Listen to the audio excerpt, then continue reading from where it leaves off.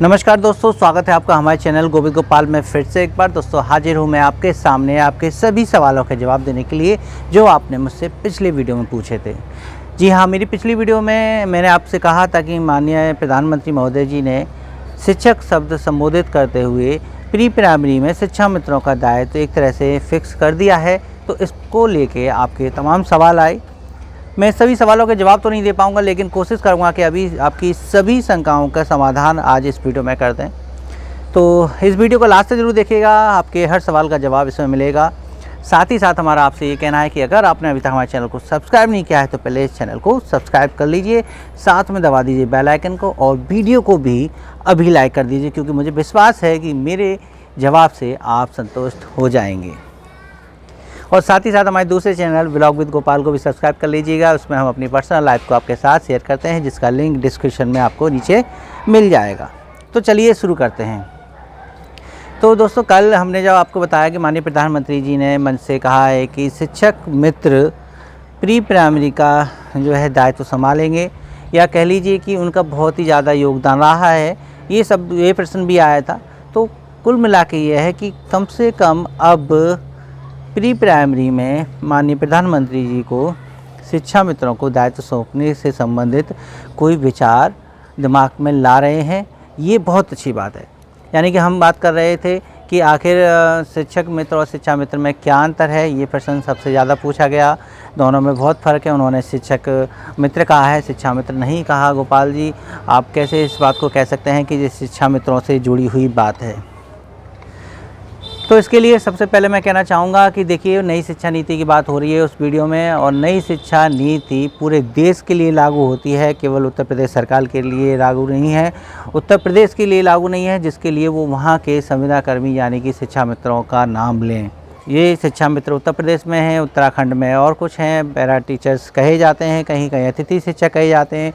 तो वो इतने नाम नहीं लेते, तो उन्होंने सभी को मिलाकर एक शिक्षक मित्र कहा है। यानी कि एक IQ में हम ये बात कह सकते हैं कि जहाँ मित्र वर्ड जुड़ जाता है वो पद संविदा का हो जाता है। जैसे कि शिक्षा मित्र ही शब्द सबसे पहले आया था, और जब ये योजना सफल रही तो इसको लेके किसान मित्र भी आए, बैंक मित्र भी आए। तो क्या वो सरकारी कर्मचारी थे? नहीं ना, वो एक संविदा पर रखे गए मानदेय के संविदा कर्मी थे। इसीलिए यहाँ पर शिक्षक मित्र की जो बात की गई है, तो हमें उसमें लगता है कि वो शिक्षक मित्र में आंगनवाड़ी भी शामिल हैं, क्योंकि उनको भी मानदेय दिया जा रहा है। और साथ ही साथ प्राइमरी में जो शिक्षा मित्र पढ़ा रहे हैं, वो अब जब प्री प्राइमरी में जाएंगे तो उनको भी शिक्षक मित्र इसी से संबोधित किया गया है कि दोनों ही संविदा कर्मी हैं। खैर, नई शिक्षा नीति में और क्या व्यवस्था रहेगी, लेकिन यहाँ हमारा तात्पर्य बस इतना था कि वो शिक्षक मित्र वर्ड पूरे देश के लिए था, ना कि किसी एक राज्य को संबोधित करते हुए। दूसरा, हम उस वीडियो के बारे में आपको बताएं कि उस वीडियो में माननीय प्रधानमंत्री जी ने एक वर्ड बोला है, वो है निपुण। निपुण मिशन लॉन्च हुआ है अभी, और निपुण मिशन क्या है इसको लेकर आप गूगल पर जाके भी सर्च कर सकते हैं, लेकिन उससे रिलेटेड थोड़ी बातें हम भी बता देते हैं। निपुण के बारे में जब आप जानेंगे तो आपको भी लगेगा कि हाँ, ये हम शिक्षा मित्रों से जुड़ी हुई बातें हैं। निपुण के बारे में हम आपको बताना चाहेंगे। निपुण का मतलब है national initiative for proficiency in reading with understanding and numeracy. यानी कि हमें बच्चे को FLN यानी फाउंडेशनल लिटरेसी एंड न्यूमरेसी हासिल करानी है। इसका मतलब है कि जब तक बच्चा 3 साल से 9 साल का नहीं हो जाता है, हमें बच्चे को फाउंडेशनल लिटरेसी एंड न्यूमरेसी देनी होगी। अब ये फाउंडेशनल लिटरेसी एंड न्यूमरेसी क्या होती है, ये एक अलग टॉपिक है। चाहो तो मैं इस पर एक अलग वीडियो बना के दे दूंगा कि निपुण मिशन योजना क्या है। तो आप समझिए, जब ये बातें प्री प्राइमरी को लेकर कर रही हैं, और सबसे खास बात इसमें हम आपको बता दें एक और, कि ये SSA के द्वारा ही संचालित है। यानी हम कह सकते हैं कि ये निपुण योजना समग्र शिक्षा के द्वारा ही अंतर्गत है, और समग्र शिक्षा से संबंधित शिक्षा मित्र भी हैं, क्योंकि जब भी SSA का नाम आता है या समग्र शिक्षा का नाम आता है तो शिक्षा मित्र उससे अपना जुड़ा हुआ पाता है।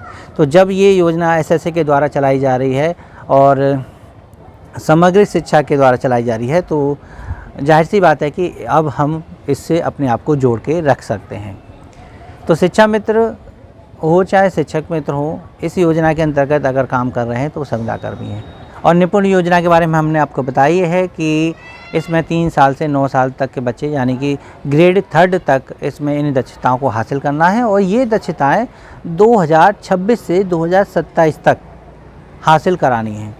तो आप सोचिए कि 2026-27 तक इनको ये जो है कार्य करना है कि बच्चे दक्षताएं हासिल करें। तो ये कौन निभाएगा? ये शायद आंगनबाड़ी और शिक्षा मित्र मिल के निभाएंगे इस दायित्व को। तो दोस्तों, हमें उम्मीद है कि इन 2 सवालों के जवाब में आपके तमाम सभी शंकाएं दूर हो गई होंगी। अगर आपका फिर भी कोई सवाल है तो नीचे कमेंट करके ज़रूर बताइएगा। और इसके साथ हम अपनी दूसरी खबर भी आपको बताना चाहेंगे।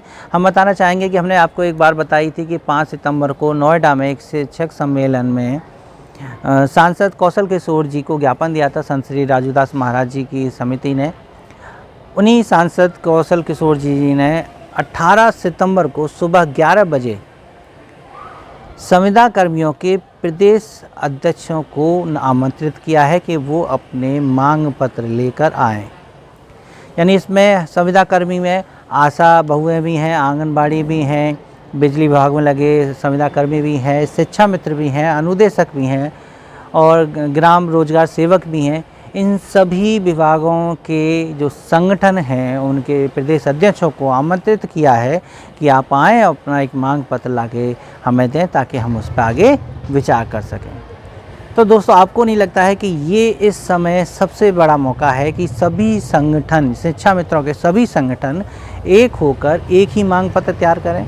ये जो अलग अलग दिशाओं में भाग रहे हैं इनको अब सामूहिक रूप से एक साथ आके एक बैठक करके, एक सामूहिक बैठक करके एक ऐसा मांग पत्र तैयार करना चाहिए जो कोर्ट से भी ना रुके, जो कोर्ट में अगर केस कोई डालना चाहे तो वो ना डले, सरकार को भी उन बातों को मानने में कोई समस्या ना आए।